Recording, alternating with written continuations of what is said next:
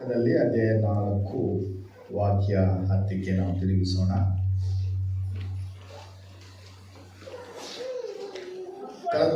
ಕಳೆದ ವಾರದಿಂದ ಧ್ಯಾನಿಸ್ಕೊಂಡು ಬರ್ತಾ ಇದ್ದೀವಿ. ಸೈತಾನನ ತಂತ್ರಗಳು. ಏನೇ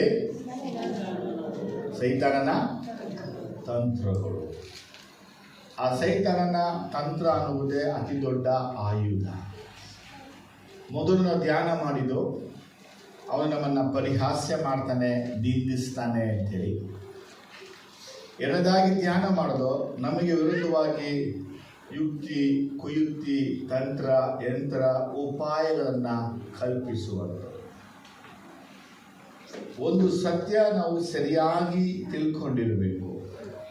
ನನ್ನ ದೇವರ ಮುಂದೆ ಯಾವುದೂ ನಿಂತು ಜಯಿಸಕ್ಕೆ ಆಗಲ್ಲ. ನನ್ನ ದೇವರೇ ನನ್ನ ಪಕ್ಷ ಇರುವಾಗ ನನ್ನನ್ನು ಎದುರಿಸುವಂಥ ಶಕ್ತಿ ಯಾರಿಗೂ ಇಲ್ಲ. ಅದು ನಂಬಿಕೆಯಲ್ಲಿ ನಾವು ಬಲವಾಗಿ ಇರಬೇಕು. ಆಮೇಲೆ ಇವತ್ತು ನಾವು 4ನೇ ಅಧ್ಯಾಯದಲ್ಲಿ ವಾಕ್ಯ 10ಕ್ಕೆ ತಿರುಗಿಸೋಣ. ಸೈತಾನನ 3ನೆಯ ತಂತ್ರ. ವಿಶ್ವಾಸಿಗಳ ಜೀವನದಲ್ಲಿ, ಸೇವಕರುಗಳ ಜೀವನದಲ್ಲಿ ಸೈತಾನನ್ನು ಉಪಯೋಗಿಸುವಂತಹ ಆಯುಧ. ಆ ಆಯುಧ ಏನಂದರೆ ನಿರುತ್ಸಾಹ. ಹೇಳ್ತಾರೆ ಡಿಸ್ಕರೇಜ್ಮೆಂಟ್. ಏನಂತಾರೆ ಅದು ಡಿಸ್ಕರೇಜ್. ನೋಡಿ, ಎನ್ಕರೇಜ್ ಗೊತ್ತಿರುತ್ತೆ. ಎನ್ಕರೇಜ್ ಮಾಡೋ ಬ್ರದರ್, ಎನ್ಕರೇಜ್ ಉತ್ಸಾಹಗೊಳಿಸಿ. ಇವತ್ತು ಅನೇಕರನ್ನ ಸೈತಾನ ನಿರುತ್ಸಾಹ ಪಡಿಸ್ಬಿಟ್ಟಿದ್ದಾನೆ. ನಾವು ಯಾವಾಗ ನಿರುತ್ಸಾಹವಾಗಿರ್ತೀವೋ, ಉತ್ಸಾಹವಾಗಿರುವುದಿಲ್ಲವೋ, ಅದು ಸೈತಾನನ ಅತಿ ದೊಡ್ಡ ಆಯುಧ. ನೀವು ಉತ್ಸಾಹ ಇದ್ದಾಗ ಯೇಸುವಿಗಾಗಿ ಏನೆಲ್ಲ ಮಾಡ್ತೀರಾ, ಏನೆಲ್ಲ ಮಾಡಬಹುದು. ಹಾಗೆ ನಿರುತ್ಸಾಹವಾದಾಗ ಏನು ಮಾಡೋಕ್ಕೆ ಆಗದೆ ಪರಿಸ್ಥಿತಿಗಳು ನಿರ್ಮಾಣ ಆಗ್ಬಿಡುತ್ತೆ. ದೇವರ ಮಕ್ಕಳುಗಳು ಬನ್ನಿ ಎದ್ದು ಕಟ್ಟೋಣ ಎಂಬುದಾಗಿ ತೀರ್ಮಾನ ಮಾಡಿದ್ರು. ಹೌದಾ ಇಲ್ವಾ? ಬನ್ನಿ ಎದ್ದು ಕಟ್ಟೋಣ ಅಂತೇಳಿ ಅವರು ಎದ್ದು ತೀರ್ಮಾನ ಮಾಡಿದ್ರು. ವಾಕ್ಯ 6 ನಾವು ಓದುವಾಗ ಅರ್ಧದ ಎತ್ತರಕ್ಕೆ ಜೋಡಣೆ ಆಯಿತು. ಎಷ್ಟಂತೆ? ಅರ್ಧ ಗೋಡೆನ ಕಟ್ಟಿದ್ರು. ಯೆರೂಸಲೇಮಿನ ಪೌಳಿ ಗೋಡೆ, ಯೆರೂಸಲೇಮಿನ ಬಾಗಿಲುಗಳು, ಯೆರೂಸಲೇಮಿನ ಬುರುಜುಗಳನ್ನು ಅರ್ಧಕ್ಕೆ ಅವರು ಕಟ್ಟಿದಾಗ ಅವ್ರಿಗಿದ್ದಂಥ ಉತ್ಸಾಹ, ಅವರೊಳಗೆ ಇದ್ದಂತಹ ಒಂದು ಒಮ್ಮನಸ್ಸು, ಅವರೊಳಗಿದ್ದಂತಹ ಧೈರ್ಯ 10ನೇ ವಾಕ್ಯದಲ್ಲಿ ಇಲ್ಲ. ಎಷ್ಟನೇ ವಾಕ್ಯದಲ್ಲಿ ಇಲ್ಲ? 10ರಲ್ಲಿ ಇಲ್ಲ. ಸಮ್ಟೈಮ್ಸ್ ಏನಾಗುತ್ತೆ ಅಂದರೆ, ನಾವು ಅತಿಯಾಗಿ ಪ್ರಯಾಸಗಳನ್ನು ಪಟ್ಟು, ಅತಿಯಾಗಿ ಶ್ರಮೆಗಳನ್ನು ಪಟ್ಟು ಕೆಲಸ ಕಡಿಮೆ ಆದಾಗ ನಾವು ನಿರುತ್ಸಾಹಕ್ಕೆ ಒಳಗಾಗ್ತೀವಿ. ನಮ್ಮ ವೇಳೆ, ನಮ್ಮ ಹೊತ್ತು, ಸಮಯವೆಲ್ಲ ಕೊಟ್ಟು ಕೆಲಸ ಮಾಡ್ತಾ ಇದ್ರೆ, ಏನಪ್ಪ ಈ ಕೆಲಸನೇ ಮುಗಿತಿಲ್ವಲ್ಲ, ಆಗ ನಾವು ಡಿಸ್ಕರೇಜ್ ಆಗ್ತೀವಿ. ದೇವರ ಮಕ್ಕಳು ಈ ಸಮಯದಲ್ಲಿ, ಈ ಹೊತ್ತಲ್ಲಿ ಇಷ್ಟು ಕೆಲಸಗಳು ನಡೆದಿದೆಲ್ಲ, ಅದಕ್ಕಾಗಿ ಆತನಿಗೆ ಸ್ತೋತ್ರವನ್ನು ಹೇಳಬೇಕು. ವಿಶ್ವಾಸವನ್ನು ಬಲವಾಗಿ ಇಟ್ಕೋಬೇಕು. ಕ್ರಿಸ್ತನಲ್ಲಿ ನಂಬಿಕೆಯಿಂದ ಇರಬೇಕು. ಮುಂದೆ ಹೋಗ್ತಾ ಇರಬೇಕು. ಆದರೆ ದೇವರ ಮಕ್ಕಳಲ್ಲಿ ನಡೆಯುವಂಥ ಕಾರ್ಯ ಏನಂದರೆ, ಅವರು ವಿಶ್ವಾಸಗಳನ್ನು ಬಿಟ್ಟು, ನಂಬಿಕೆಯನ್ನು ಬಿಟ್ಟು, ಅವರ ಮನಸ್ಸಿನಲ್ಲಿ ಕೆಲಸ ಮುಗಿತಿಲ್ವಲ್ಲ, ಕೆಲಸ ನಡೀತಿಲ್ವಲ್ಲ, ಇಷ್ಟೊಂದು ಕೆಲಸಗಳಿದೆಯಲ್ಲಪ್ಪ, ಇದು ಯಾವಾಗ ತೀರುತ್ತೆ ಅಂತ ಯೋಚಿಸಿ ಮನಸ್ಸನ್ನ ಕುಗ್ಗಿಸ್ಕೊತಾರೆ.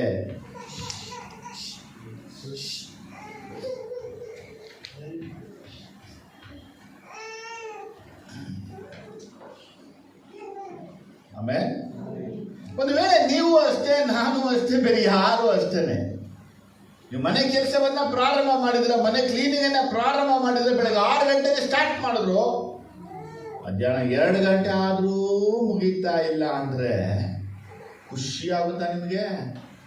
ಫುಲ್ ಹಾಳಾದ ಕೆಲಸ ಮುಗಿತಾನೇ ಇಲ್ಲ. ಎಷ್ಟು ಕ್ಲೀನ್ ಮಾಡಿದ್ರು ಕ್ಲೀನೇ ಆಗ್ತಿಲ್ಲ. ಆ ಸಮಯದಲ್ಲಿ ನಾವು ನಿರುತ್ಸಾಹ ಒಳಗಾಗ್ತೀವಿ ನೋಡಿ.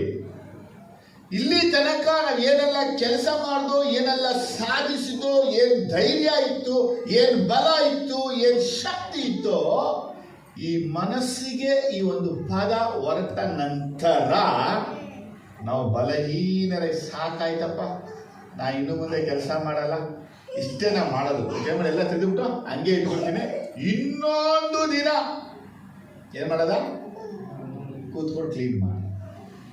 ಆ ಇನ್ನೊಂದು ದಿನ ಯಾವಾಗ ಬರುತ್ತೆ? ಆ ಇನ್ನೊಂದು ದಿನ ಯಾವಾಗ ಬರಬಹುದು? ಹಾಗೇನೆ ದೇವರ ಪಟ್ಟಣದ ಪೌಳಿ ಗೋಡೆಗಳನ್ನು ಅವರು ಕಟ್ತಾ ಇದ್ದಾರೆ.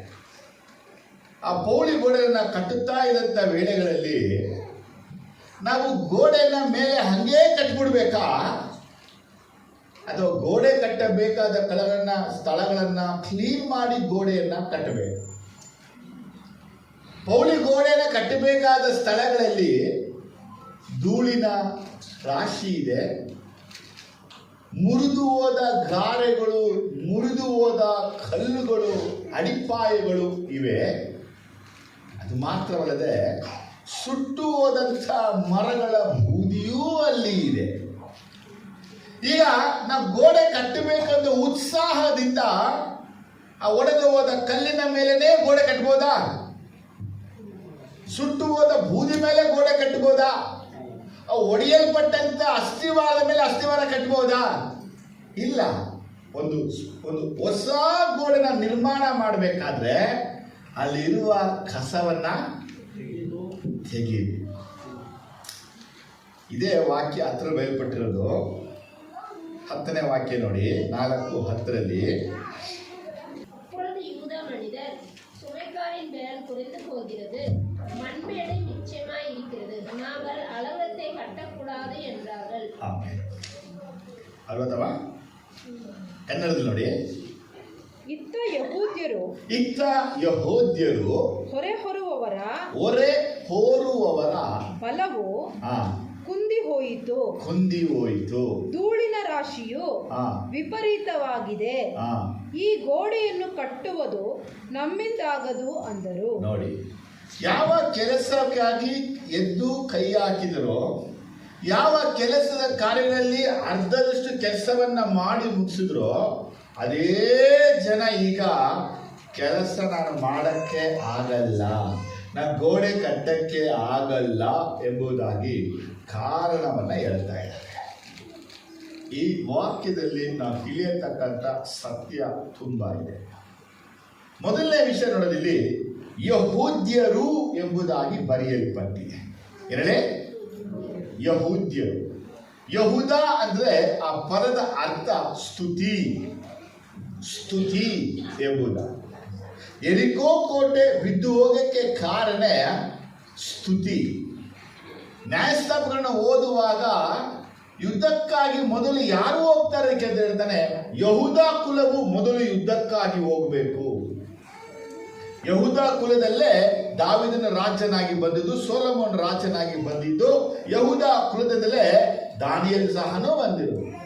ಇವರೆಲ್ಲ ದೇವರ ಒಂದು ಗಟ್ಟಿಗವಾದಂತ ಒಂದು ಅಸ್ಥಿವಾರಗಳಾಗಿದ್ರು. ಯೇಸಪ್ಪನಿಗಾಗಿ ನಿಂತು ದೊಡ್ಡ ಕೆಲಸಗಳೆಲ್ಲ ಮಾಡಿದ್ರು. ಅದೇ ಯಹೂದ್ಯರು ಈಗ ಅವ್ರು ಹೇಳುವಂತ ಮಾತಂದ್ರೆ, ನಮ್ಮಿಂದ ಆಗದು, ನಾವು ಕುಂದಿ ಹೋಗಿದ್ದೀವಿ ಎಂಬುದಾಗಿ ಅವ್ರು ಹೇಳ್ತಾ ಇದ್ದಾರೆ. ಒಂದು ಕಾಲದಲ್ಲಿ ಪ್ರಾರ್ಥನಾ ವೀರ, ಒಂದು ಕಾಲದಲ್ಲಿ ಉಪವಾಸದ ವೀರ, ಒಂದು ಕಾಲದಲ್ಲಿ ಆರಾಧನಾ ವೀರ, ಒಂದು ಕಾಲದಲ್ಲಿ ಜಪ ವೀರನಾಗಿ ನೀ ಇದ್ದೆ. ಆದರೆ ಇವಾಗ ನಿನ್ನ ಒಳಗೆ ನಿರುತ್ಸಾಹ ಉಂಟಾದ ನಿಮಿತ್ತ ನನ್ನಿಂದ ಪ್ರಾರ್ಥನೆ ಮಾಡಕ್ಕಾಗಲ್ಲ, ನಾ ಬೈಬಲ್ ಓದಕ್ಕಾಗಲ್ಲ, ನಾ ಸಭೆ ಕೂಡಕ್ಕಾಗಲ್ಲ, ನಾ ಪರಿಶುದ್ಧ ಜೀವನ ಮಾಡಕ್ಕಾಗಲ್ಲ, ನನ್ನಿಂದ ಆಗಲ್ಲ ಅನ್ನುವಂಥ ವಿಷಯ ಮನಸ್ಸಲ್ಲಿ ತುಂಬಿಟ್ಟಿದೆ. ದೇವ ಮಕ್ಕಳಲ್ಲಿ ನಡೀತಾ ಇರುವಂತ ಈ ಸೈತಾನನ ಒಂದು ತಂತ್ರವನ್ನ ಗುರುತಿಸಕ್ ಆಗ್ತಾ ಇಲ್ಲ. ಇದು ಸೈತಾನನ ತಂತ್ರ ಅಂದ್ರೆ ನಮ್ಮನ್ನು ಅವನು ನಿರುತ್ಸಾಹ ಪಡಿಸ್ಬಿಟ್ಟಿದ್ದಾನೆ. ಅವ್ರ ನಿರುತ್ಸಾಹಕ್ಕೆ ಏನು ಕಾರಣ? 21ನೇ ವಾಕ್ಯನ ಓಡುವಾಗ 4:21 ಹೀಗೆ ನಾವು ಅರುಣೋದಯದಿಂದ ನಕ್ಷತ್ರಗಳು ಮೂಡುವವರೆಗೂ ಕೆಲಸ ಮಾಡುತ್ತಿದ್ದೆವು. ಏನಂತೆ? ಕೆಲಸ ಯಾವಾಗಿದೆ? ಯಾವಾಗ? ಅರುಣೋದಯದಿಂದ ನಕ್ಷತ್ರಗಳು ಮೂಡುವವರೆಗೂ. ಯಾವಾಗಿದೆ? The rising of the morning till the stars appear. ಅಂದ್ರೆ ಸೂರ್ಯ ಉದಯವಾಗುವುದರಿಂದ ಚಂದ್ರವರ ಸಮಯ ಇರುವಂತೆ, ನಕ್ಷತ್ರ ಬರುವಂತ ಸಮಯ ತನಕ ಕೆಲಸ ಮಾಡ್ತಾ ಇದೆ. ಹಾಗಾದ್ರೆ ಇನ್ನಿಷ್ಟಕ್ಕೆ ಎಷ್ಟೊಂದು ಕೆಲಸ ಮಾಡಿದ್ರೆ ದೇಹ ಏನಾಗುತ್ತೆ?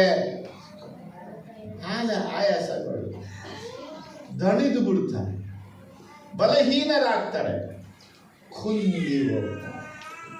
ಇಷ್ಟೊಂದು ಕೆಲಸ ಮಾಡ್ತಾ ಇದ್ರು ರಾಶಿಗಳು, ಕಸಗಳು ಏನಾಗ್ತಾ ಇಲ್ಲ, ಹೋಗ್ತಾ ಇಲ್ಲ. ಮರದ ಕಸ ಆಗಿರ್ಬೋದು, ಕಲ್ಲಿನ ಕಸಗಳಾಗ್ಬೋದು, ಮಣ್ಣಿನ ಕಸ ಆಗ್ಬೋದು, ಅಥವಾ ಬಿದ್ದು ಹೋದ ಗೋಡೆಗಳೇ ಆಗಿರ್ಬೋದು, ಅವುಗಳನ್ನ ಕಸಗಳನ್ನ ತೆಗೆಯಕ್ಕೆ ಆಗ್ತಾ ಇಲ್ಲ. ಇವತ್ತು ಅನೇಕರ ಜೀವನದಲ್ಲಿ ರಬೀಶ್ ಕಸ ಅನ್ನೋದೇ ದೇವ ಮಕ್ಕಳಿಗೆ ನಿರುತ್ಸಾಹವನ್ನ ಉಂಟು ಮಾಡುವ, ದೇವ ಮಕ್ಕಳಿಗೆ ನಿರುತ್ಸಾಹ ಉಂಟು ಮಾಡುವ ಕಸಗಳು ಉಂಟು. ಆ ಒಂದನೇ ಕಸ ಯಾವುದಂದ್ರೆ, ಆ ಪ್ರವಚನವನ್ನು ಕೊಡುವಂತ ಈ ವೇದಿಕೆ, ಇಲ್ಲಿ ದೇವರ ವಾಕ್ಯನ ಹಂಚ್ತಾ ಇದ್ದೀವಿ, ಸುವಾರ್ತೆನ ಸಾರ್ತೀವಿ, ಯೇಸು ಬಗ್ಗೆ ಹೇಳ್ತೀವಿ. ಆದರೆ ಇದೇ ಸ್ಥಳದಲ್ಲಿ ತತ್ವಜ್ಞಾನಗಳನ್ನು, ಲೌಕಿಕ ಜ್ಞಾನಗಳನ್ನು, ಅರಿವು ಮೂಡುವ ವಿಷಯಗಳನ್ನು ನಾವು ಬೋಧನೆ ಪ್ರಸಂಗಗಳನ್ನು ಮಾಡಿದ್ರೆ ಅದು ಜನರಿಗೆ ಮಾದಕ ಸೇವನೆಗೆ ಸಮಾನವಾಗಿ ಇರುತ್ತೆ. ಈ ಫುಲ್ಪಿಟ್ ಅನ್ನುವಂಥ ವರ್ಡ್ ಇರುತ್ತಂದ್ರೆ, ದೇವರ ಬಳಿಗೆ ಅಳಿದು ಹೋಗುವ ಆತ್ಮಗಳು ಬರ್ತಾ ಇದೆ. ಈ ಆತ್ಮಗಳಿಗೆ ಜೀವ ಉಂಟು ಮಾಡುವ ವಾಕ್ಯಗಳನ್ನ ನಾವು ಕೊಡಬೇಕು. ಆದರೆ ನಮ್ಮ ಬೋಧನೆ, ನಮ್ಮ ಪ್ರಸಂಗ, ನಮ್ಮ ಮಾತು ಯಾವುದು ನಿಮಗೆ ಜೀವ ಉಂಟು ಮಾಡದೆ ಮರಣದ ಕಡೆಗೆ ನಡೆಸ್ತಾ ಇದ್ರೆ, ಲೋಕದ ಕಡೆಗೆ ನಡೆಸ್ತಾ ಇದ್ರೆ, ಅಥವಾ ನಾವು ಹೇಳುವ ದೇವರ ಪ್ರತಿಯೊಂದು ವಿಷಯಗಳಲ್ಲಿ ನಿಮಗೆ ದೇವರಲ್ಲಿ ನಡ್ಕೊಳ್ಳಕ್ಕೆ ಆಗ್ತಾ ಇಲ್ಲ ಅಂದ್ರೆ ನಾವು ದೇವರ ವಿಷಯ ಮಾತಾಡ್ತಾ ಇಲ್ಲ. ನಾವು ಮಾತಾಡುವ ಎಲ್ಲ ವಿಷಯ ಯಾವ್ದಾಗಿದೆ? ಇಹಲೋಕಕ್ಕೆ ಸಂಬಂಧಪಟ್ಟ. ಇವತ್ತು ಅನೇಕ ಪ್ರವಚನ ವೇದಿಕೆಗಳು, ಇವತ್ತು ಅನೇಕ ಫುಲ್ಫಿಟ್ಗಳಿದೆ, ಕಸ ತುಂಬಿಟ್ಟಿದೆ. ಅದೇನು ಕಸ ಅಂದ್ರೆ, ಯೇಸು ಬಿಟ್ಟು ಬೇರೆ ಎಲ್ಲವನ್ನ ಹೈಲೈಟ್ ಮಾಡೋದು, ದೇವರನ್ನ ಬಿಟ್ಟು ಬೇರೆ ಎಲ್ಲವನ್ನ ಮುಂದೆ ತಂದಿಡೋದು. ಇದನ್ನ ಕ್ಲೀನ್ ಮಾಡಬೇಕು ಅನ್ನುವಾಗಲೇ ನಾವು ನಿರುತ್ಸಾಹಕ್ಕೆ ಒಳಗಾಗ್ತೇವೆ. ಅರ್ಥ ಆದದ್ದಲ್ಲ? ಹೇಳುವಿಯಾ? ಎರಡನೇ ಕಸ ಏನಪ್ಪ ಅಂದ್ರೆ, ದೇವ ಮಕ್ಕಳು ಯೇಸು ಕ್ರಿಸ್ತನ ಬಳಿಗೆ ಬಂದಾಗ ಅವರು ನೀರಲ್ಲಿ ಮುಳುಗಿ ದೀಕ್ಷಾ ಸ್ನಾನವನ್ನ ಪಡಿಬೇಕು. ಇದೇ ಒಂದು ಕರೆಕ್ಟ್ ವಿಷಯ. ಎರಡನೇ, ನೀರಲ್ಲಿ ಮುಳುಗಿ ದೀಕ್ಷಾ ಸ್ನಾನವನ್ನ ಪಡಿಬೇಕು. ಇದೇ ಮುಖ್ಯವಾದ ವಿಷಯ.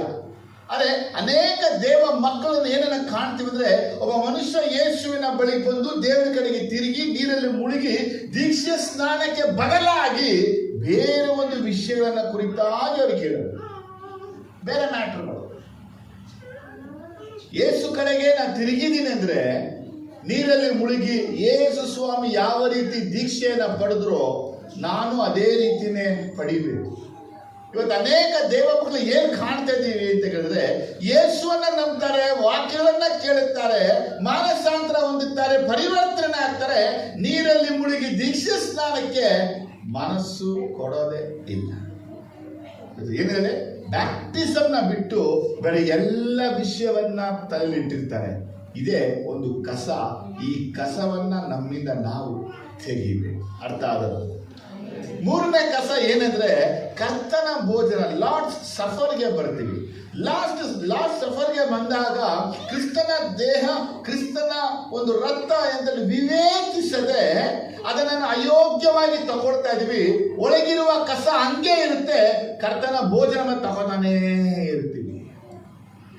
ಅರೆ ಇಂಥ ಒಂದು ಭೋಜನ ಮಾಡೋದ್ರಿಂದ ಕಸಗಳೆಲ್ಲ ಶುದ್ಧ ಆಗ್ಬೇಕಿತ್ತು, ಆದರೆ ಕಸ ಶುದ್ಧ ಆಗ್ತಾಳೆ. ಯಾಕಂದ್ರೆ ಕಸ ಒಳಗಿಟ್ಕೊಂಡೇ ಭೋಜನ ನಾವು ಮಾಡ್ತಾ ಇದ್ದೀವಿ. ಅದಕ್ಕಾಗಿನ ರೋಗಗಳು, ಅದಕ್ಕಾಗಿನ ಬಲಹೀನತೆಗಳು, ಅದಕ್ಕಾಗಿನೇ ಮರಣಗಳು ಸಂಭವಿಸ್ತಾರೆ.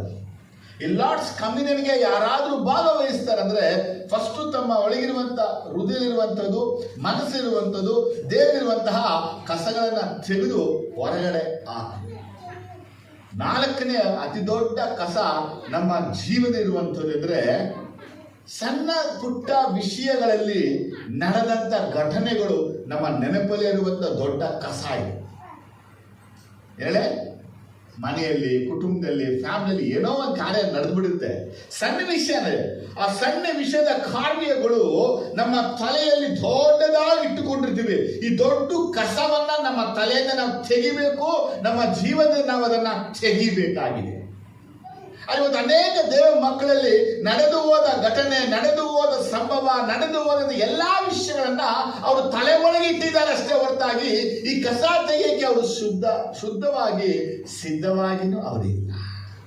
ಒಂದು ವೇಳೆ ದೇವರ ಮಕ್ಕಳೇ ನೀವು ಡಿಸ್ಕರೇಜ್ ಆಗ್ತಿರೋದು ಯಾಕಂದ್ರೆ ನಾನು ಎಷ್ಟು ಪ್ರಾರ್ಥನೆ ಮಾಡ್ತೀನಿ, ಎಷ್ಟು ಬೈಬಲ್ ಓದ್ತೀನಿ, ಎಷ್ಟು ಪ್ರೇಯರ್ ಮಾಡ್ತೀನಿ, ಆದರೂ ನನ್ನಲ್ಲಿ ಪರಿಶುದ್ಧತೆ ಇಲ್ಲ, ಆದರೂ ನನಗೆ ಕೆಟ್ಟ ಕನಸುಗಳು ಬರೆದು ಬಿಡ್ತಾ ಇಲ್ಲ, ಆದರೂ ನನ್ನ ಕಣ್ಣುಗಳ ನೋಟ ಶುದ್ಧ ಆಗ್ತಾ ಇಲ್ಲ, ಆದರೂ ನನ್ನ ಕೆಟ್ಟ ಚಟದಿಂದ ಬಿಡುಗಡೆ ಆಗ್ತಾ ಇಲ್ಲ, ಆದರೂ ನನಗೆ ದುಷ್ಟ ಸಾವಾಸದ ಬಿಡುಗಡೆ ಆಗ್ತಾ ಇಲ್ಲ, ಆದರೂ ನನಗೆ ಒಳ್ಳೇದು ಆಗ್ತಾ ಇಲ್ಲ. ಅನೇಕ ಪ್ರಶ್ನೆಗಳಿವೆ.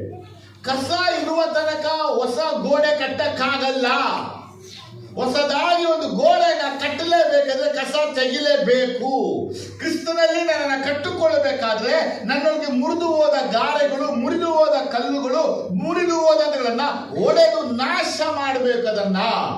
ಅರೆ ನಾವು ಮಾಡುವಂತ ಕಾರ್ಯ ಅಂದ್ರೆ ಗೋಡೆ ಕಟ್ಟುವ ಕೆಲಸವನ್ನ ಬಿಟ್ಟು ಧೂಳಿನ ರಾಶಿ ಕಡೆಗೆ ನಮ್ಮ ಕಣ್ಗಳನ್ನ ಇಟ್ಬಿಟ್ಟಿರ್ತೀವಿ. ಇವತ್ತು ದೇವರ ಮಕ್ಕಳೇ, ನಿಮ್ಮೊಳಗಿರುವಂತ ಆ ರಾಶಿಗಳನ್ನ, ಆ ಕಸದ ರಾಶಿಗಳನ್ನ ನಿಮ್ಮ ಮನೆಯಲ್ಲಿ, ನಿಮ್ಮ ಕುಟುಂಬದಲ್ಲಿ, ನಿಮ್ಮ ಮನಸ್ಸಲ್ಲಿ, ನಿಮ್ಮ ಹೃದಯದಲ್ಲಿ, ನಿಮ್ಮ ಜೀವನದಲ್ಲಿ ಅದನ್ನ ತೆಗಿಬೇಕು. ಒಂದು ಅಲ್ಲೇಲುಯ್ಯ ಆಮೆನ್, ಅಲ್ಲೇಲುಯ್ಯ ಆಮೆನ್. ಈ ಕಸದ ರಾಶಿ ಆಗ್ಬಿಟ್ಟಿದೆ ಅನೇಕರು. ಈ ರಾಶಿಯಾಗಲಿಕ್ಕೆ ಏನ್ ಕಾರಣ ಅಂತ ಕೇಳಿದ್ರೆ, ಒಂದು, ನಾವು ಅನೇಕ ಸಲ ಪ್ರಯತ್ನ ಪಟ್ಟು ಅಧಿಕ ಕೆಲಸ ಮಾಡ್ತಾ ಇರ್ತೀವಿ. ಎಷ್ಟೇ ಕೆಲಸಗಳನ್ನ ಪ್ರಯತ್ನ ಪಟ್ಟರು ನಮ್ಮ ಒಳಗೆ, ನಮ್ಮ ಮನಸ್ಸಿನ ಒಳಗೆ, ನಮ್ಮ ಹೃದಯದ ಒಳಗೆ, ನಮ್ಮ ಕುಟುಂಬದ ಒಳಗಿರುವಂತ ಕಸ ಹೋಗದೆ. ಹಾಗಾಗಿ ನಾವೇನ್ ಮಾಡ್ತೀವಿ ಅಂದ್ರೆ ಆ ಕಸ ತೆಗಿಯಕ್ಕಾಗದ ನಿಮಿತ್ತ ಆ ಕಸವನ್ನೇ ಮನ್ನಿಸ್ಕೊಂಡ್ಬಿಡ್ತೀವಿ ನಾವು. ಸೋಂಬೇರಿಯ ಮನ್ನಿಸುವಿಕೆಯ ನಿರ್ಧಾರದ ರಾಶಿ ಕಸಗಳು ನಮ್ಮೊಳಗಿದೆ. ಏನಂದ್ರೆ ಸೋಂಬೇರಿಯ ಮನ್ನಿಸುವ ನಿರ್ಧರಿಸಿದ ಕಸದ ರಾಶಿ. ಏನಂದ್ರೆ ಎಷ್ಟೇ ಮಾಡಿದ್ರು ಅಷ್ಟೇ, ಎಷ್ಟೇ ಬೆಳೆದ್ರು ಅಷ್ಟೇ, ಎಷ್ಟೇ ಪ್ರೇಯರ್ ಮಾಡಿದ್ರು ಅಷ್ಟೇ, ಎಷ್ಟೇ ವಾಕ್ಯದಾನ ಅಷ್ಟೇ, ಮೈಂಡಲ್ಲಿ ಬಂದುಬಿಟ್ಟಿದೆ. ನಾನು ಇರಕ್ಕಾಗಲ್ಲ, ನಂಗೆ ಇರಕ್ಕಾಗಲ್ಲ, ಈ ರೀತಿ ಬಾಳಕ್ಕಾಗಲ್ಲ, ನನಗೆ ಜೀವಿಸಕ್ಕಾಗಲ್ಲ, ನಾನು ದೇವ್ರ, ನಾನು ಸೇವಕರ, ನಾನು ಹಿಂಗೆಲ್ಲ ಇರಕ್ಕಾಗುತ್ತಾ? ಆ ವಿಷಯಗಳೆಲ್ಲ ನಮ್ಮ ಮನಸ್ಸಲ್ಲಿ ಬಂದು ಕೂತ್ಬಿಟ್ಟಿದೆ. ಅದೆಲ್ಲ ನಮ್ಮ ಮನಸ್ಸಲ್ಲಿ ಬಂದು ಕೂತ ನಿಮಿತ್ತವಾಗಿ ಅವು ನಮ್ಮೊಳಗೆ ರಾಶಿ ರಾಶಿ ಕಸಗಳಾಗಿ ತುಂಬಿಟ್ಟಿದೆ. ನಮ್ಮ ಮನಸ್ಸಿನ ನಿರ್ಧಾರಗಳು ಹೇಗಿದೆ ಅಂದ್ರೆ, ಇದು ನನ್ನಿಂದ ಆಗಲ್ಲ, ನನ್ನನ್ನು ಶುದ್ಧಪಡಿಸ್ಕೊಳಕ್ಕಾಗಲ್ಲ, ನನ್ನ ಪವಿತ್ರ ಪಡಿಸ್ಕೊಳಕ್ಕಾಗಲ್ಲ, ನಾನು ಶುದ್ಧವಾಗಿರಕ್ಕಾಗಲ್ಲ ಅಂತೇಳಿ ನಾವೇ ನಮ್ಮ ಕಸಗಳನ್ನ ಹೊರಗೆ ಇಟ್ಕೊಂಡು ಆ ಕಸದ ವಿಷಯದಲ್ಲಿ ನಾವೇ ಕ್ಷಮಾಪಣೆಯನ್ನು ಹೊಂದಿದವರಾಗ್ಬಿಟ್ಟಿದ್ದೀವಿ. ಆದರೆ ದೇವರ ಮಕ್ಕಳು ಇಲ್ಲಿ ಗಮನಿಸಿ, ನೀವು ನಿಮ್ಮ ಜೀವನದಲ್ಲಿ ಇರುವ ಕಸಗಳನ್ನ ತೆಗೆದು ಹೊರಗೆ ಹಾಕಕ್ಕಾಗಿ ನೀವು ಯಾವ ರೀತಿಯ ಎಕ್ಸ್ಕ್ಯೂಸ್ಗಳನ್ನ ಕೊಡಕೂಡದು. Don't give excuse for all the rubbish. ಇನ್ನು ಕೆಲವರು ಇದ್ದಾರೆ, ಕಸಗಳನ್ನ ತೆಗೆದಲ್ಲಿ ಬಹಳ ಉತ್ಸಾಹ, ಹುಮ್ಮಸ್ಸುಳ್ಳಂಥವ್ರು. ಕೆಲಸಗಳನ್ನ ಪ್ರಾರಂಭಿಸ್ತಾರೆ, ಕಾರ್ಯಗಳನ್ನ ಪ್ರಾರಂಭಿಸ್ಬಿಡ್ತಾರೆ, ಅದನ್ನ ಮಾಡಿ ಇದನ್ನ ಮಾಡಿ ಎಲ್ಲ ಮಾಡಿಬಿಡ್ತಾರೆ. ಆಮೇಲೆ ಸ್ವಲ್ಪ ದಿವಸ ಆದ್ಮೇಲೆ ಅದನ್ನ ಹಂಗಂಗೆ ಬಿಟ್ಟುಬಿಡ್ತಾರೆ. ಬೆಳಗ್ಗೆ 5 ಗಂಟೆ ಎದ್ದು ಪ್ರಾರ್ಥನೆ ಮಾಡೋದನ್ನ ನಿಲ್ಲಿಸ್ತಾರೆ, ಕುಟುಂಬ ಪ್ರಾರ್ಥನೆ ಮಾಡೋದನ್ನ ನಿಲ್ಲಿಸ್ತಾರೆ, ಸೇವೆ ಮಾಡೋದನ್ನು ನಿಲ್ಲಿಸ್ತಾರೆ, ಸೇವಕರಿಗೆ ಸಹಾಯ ಮಾಡೋದನ್ನು ನಿಲ್ಲಿಸ್ತಾರೆ, ಸಭೆ ಕೆಲಸಗಳನ್ನು ನಿಲ್ಲಿಸ್ತಾರೆ, ಎಲ್ಲ ಅರ್ಧದಲ್ಲಿ ನಿಲ್ಲಿಸ್ಬಿಡ್ತಾರೆ. ಈ ನಿಲ್ಲಿಸಕ್ಕೆ ಏನ್ ಕಾರಣ ಅಂದ್ರೆ ಕಸದ ರಾಶಿ ಅವರ ಜೀವನದಲ್ಲಿ ಇದೆ. ಯಾವಾಗ ಕಸದ ರಾಶಿ ನಮ್ಮ ಜೀವನದಲ್ಲಿ ಇರುತ್ತೋ, ನಾವು ಯಾವುದನ್ನ ತೆಗೆಯಕ್ಕಾಗಿ, ಯಾವುದನ್ನ ಶುದ್ಧಪಡಿಸಕ್ಕಾಗಿ, ಯಾವುದಕ್ಕಾಗಿ ನಾವು ಮಾಡಿ ಮುಗಿಸ್ಬೇಕಂತ ಓಡ್ತಾ ಇರ್ತೀವೋ ಆ ಕೆಲಸನ ನಾವು ಹಾಗೆ ನಿಲ್ಲಿಸ್ಬಿಡ್ತೀವಿ. ಕಾರಣ ಅಂದ್ರೆ ಇರಲೇ ಎಷ್ಟು ಮಾಡೋದು ಕೆಲಸ ತೀರೋದಿಲ್ಲ. ಹೇಳಿ, ಅನೇಕ. ಇನ್ನು ಕೆಲವ್ರ ಮನೆಯಲ್ಲಿ ರಾಶಿ ತುಂಬಿಕೊಂಡಿದೆ, ಮನಸ್ಸು ಹೃದಯದಲ್ಲಿ ಇವ್ರು ಹೇಳ್ತಾರೆ ಸಮಯನೇ ಸಾಕಾಗ್ತಾ ಇಲ್ಲ. ಏನ್ ಸಾಕಾಗ್ತಾ ಇಲ್ಲ? ಯಾವ ತೆಗೆಯಕ್ಕೆ?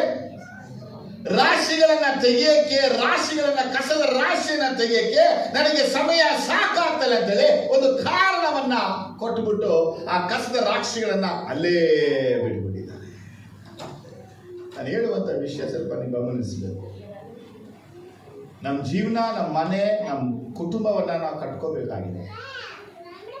ನಾವು ಹೊಸದಾಗಿ ಕಟ್ಕೋಬೇಕಾಗಿದೆ.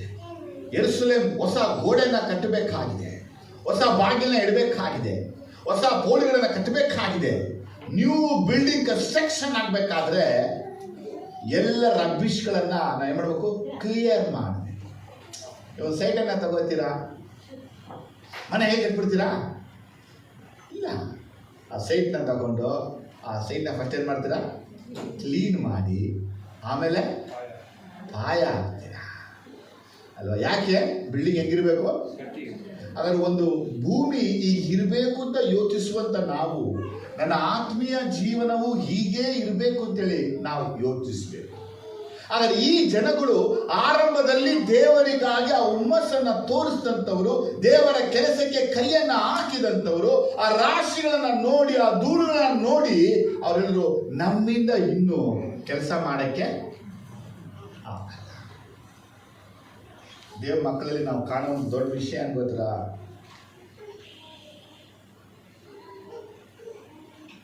ದೊಡ್ಡ ವಿಷಯ ಅನ್ಬೋದ್ರ, ಇವತ್ತಿರುವ ಹುಮ್ಮಸ್ಸು ನಾಳೆ ಇರಲ್ಲ, ಇವತ್ತಿರುವ ಧೈರ್ಯ ನಾಳೆ ಇರಲ್ಲ, ಇವತ್ತಿರುವ ನಂಬಿಕೆ ನಾಳೆ ಇರಲ್ಲ, ಇವತ್ತಿರುವ ಬಲ ನಾಳೆ ಇರಲ್ಲ, ಇವತ್ತಿರುವ ಆಸಕ್ತಿ ನಾಳೆ ಇರಲ್ಲ, ಇವತ್ತಿರುವ ವೈರಾಗ್ಯ ನಾಳೆ ಇರಲ್ಲ, ಇವತ್ತಿರುವ ಅಭಿಮಾನ ನಾಳೆ ಇರಲ್ಲ, ಇವತ್ತಿರುವ ದಾಹ ನಾಳೆ ಇರಲ್ಲ, ಇವತ್ತು ಇರುವ ಯಾವುದೇ ಆಗಿರ್ಬೋದು ನಾಳೆ ಇರಲ್ಲ. ದೇವರು ಕಟ್ಟುವುದಕ್ಕಾಗಿ ಕರೆದಿದ್ದಾನೆ. ಕಟ್ಟುವ ಕೆಲಸಕ್ಕಾಗಿ ನಿಂತವರು ಕೊಡುವಂತ ಉತ್ತರ ಏನಂದ್ರೆ ನಮ್ಮಿಂದ ಆಗಲ್ಲ. So god has A plan in your life.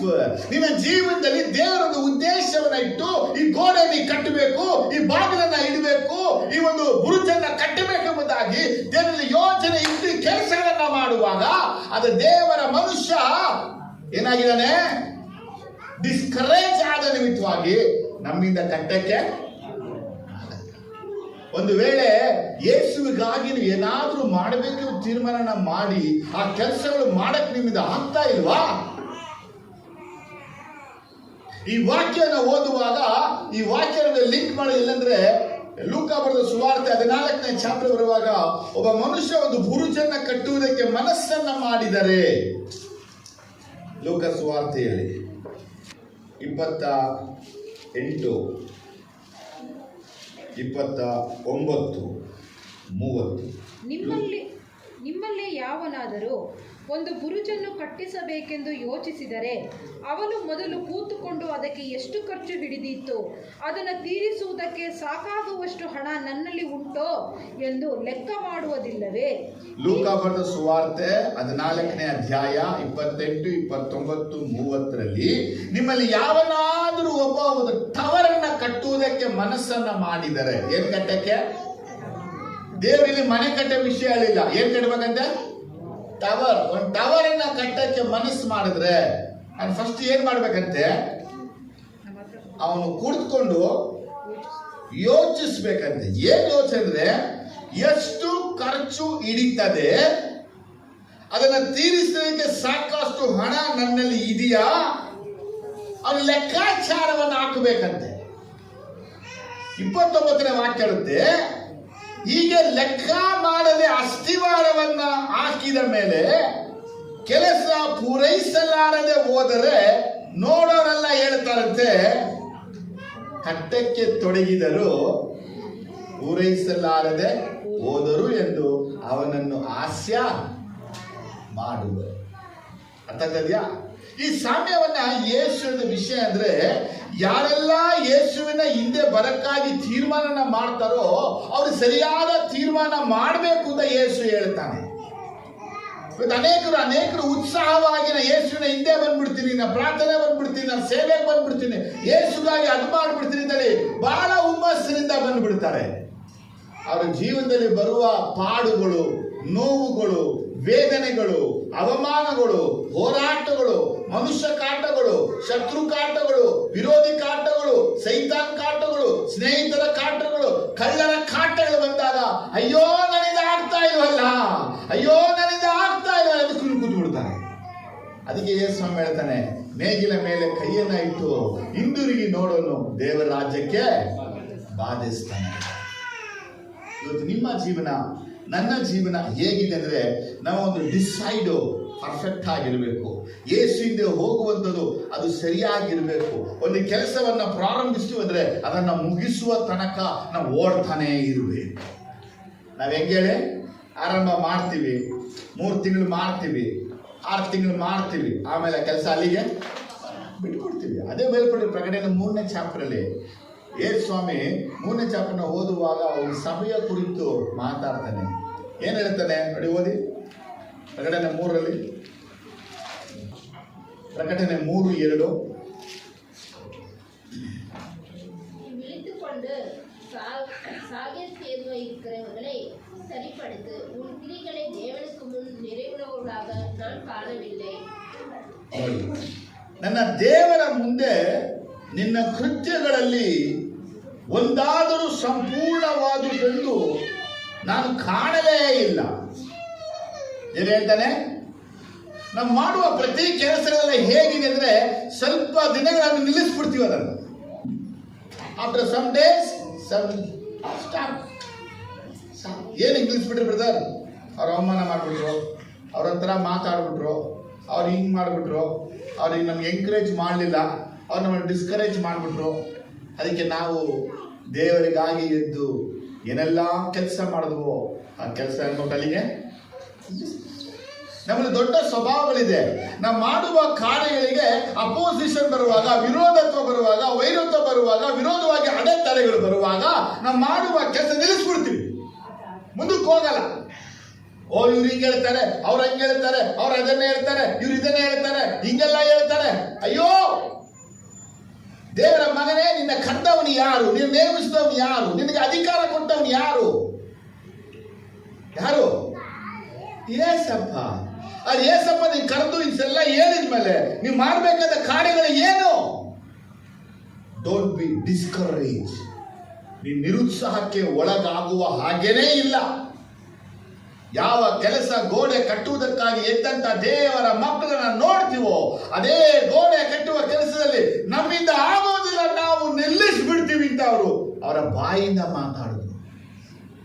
ಅದು ನಾವು ಅಷ್ಟೇನೆ. ಯೇಸುವಿನ ವೈರಾಗ್ಯ, ವಾಕ್ಯದ ವೈರಾಗ್ಯ, ಪ್ರಾರ್ಥನೆಯ ವೈರಾಗ್ಯ, ಉಪವಾಸದ ವೈರಾಗ್ಯ, ಆರಾಧನೆಯ ವೈರಾಗ್ಯ.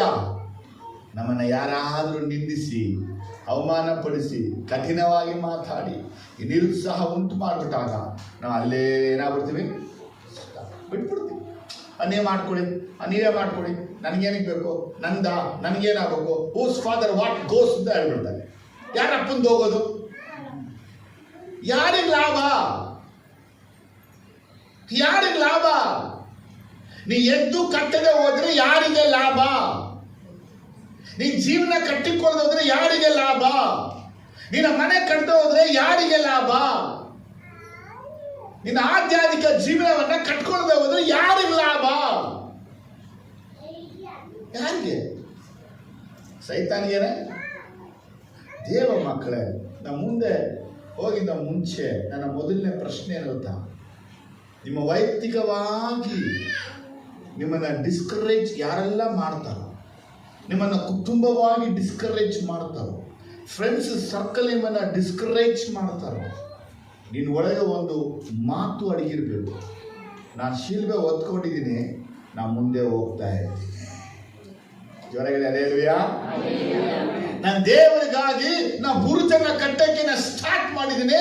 ಆ ಬುರುಜು ಮುಗಿಯುವ ತನಕ ನಾನು ಕೆಲಸನ ನಿಲ್ಲಿಸೋದೇ ಇಲ್ಲ.